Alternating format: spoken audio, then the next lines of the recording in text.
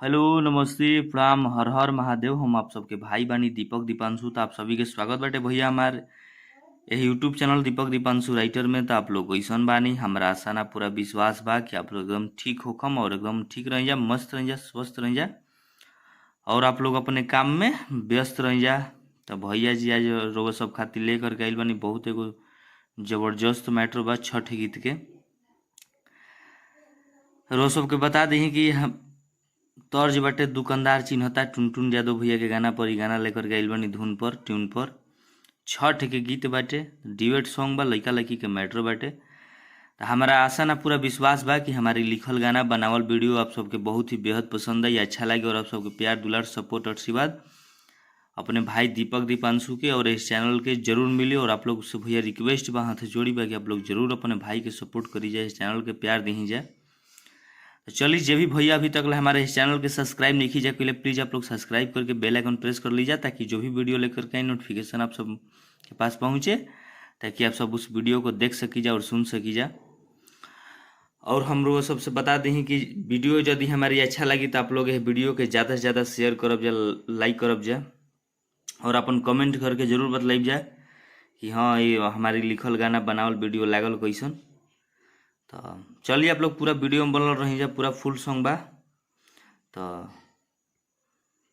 और जे भी भाई के हम बता दें कि पर्सनल गाना लिखवाए हो कि म्यूजिक बनवाए हो कि तो भाई लोग हमारे नंबर पे संपर्क कर सकते हैं। हम लोग हमारी नंबर डिस्क्रिप्शन बॉक्स में और वीडियो की स्क्रीन पर सभी जगह मिल जाए। तो आप लोग छठ गीत के काम करावे हो कि लोकगीत, रंगदारी, सैड सॉन्ग, जो भी के काम करावे हो, आप लोग एक बार सेवा का मौका जरूर दीजिए। हमारी नंबर बटे, आप कम से कम खर्च में, चार्ज में आप लोग के काम हुई।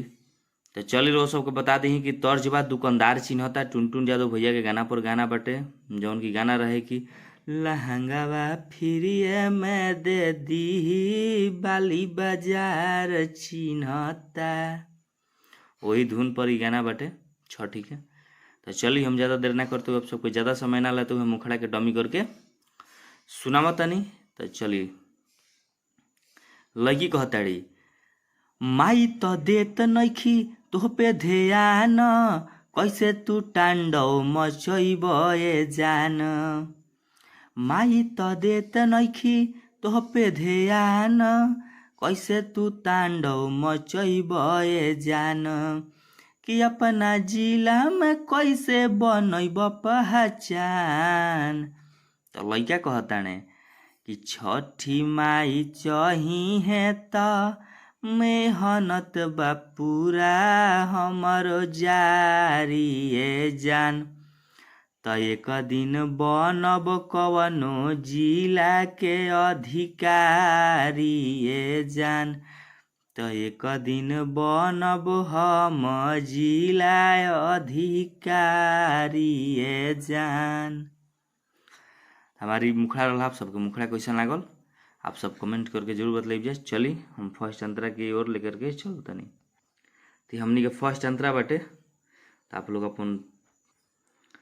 लोग अपन ऐसे ही प्यार सपोर्ट और आशीर्वाद बनैले रह जा अपने भाई दीपक दीपांशु पर। और जे भी भाई के पर्सनल गाना लिखवा हो कि म्यूजिक बनवा हो कि, तो भाई लोग हमारे नंबर पे संपर्क कर सकते नहीं जा। तो चलिए, हम आप सबके फर्स्ट अंतरा के डमी करके सुनावा तनी।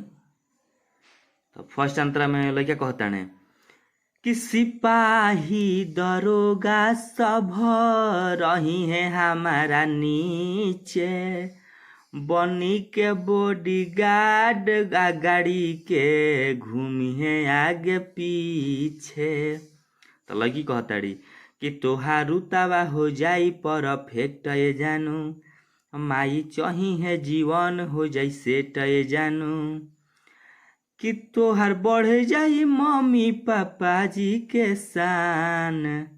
तो फिर लड़का कहता है कि छठी माई चाही है तो मेहनत बा हमरो पूरा जारी ए जान।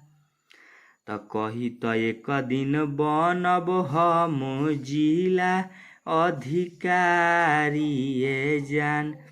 तो एक दिन बनब कवनो जिला के अधिकारी ए जान।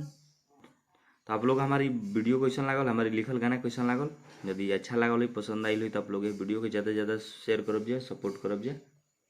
चलिए धन्यवाद।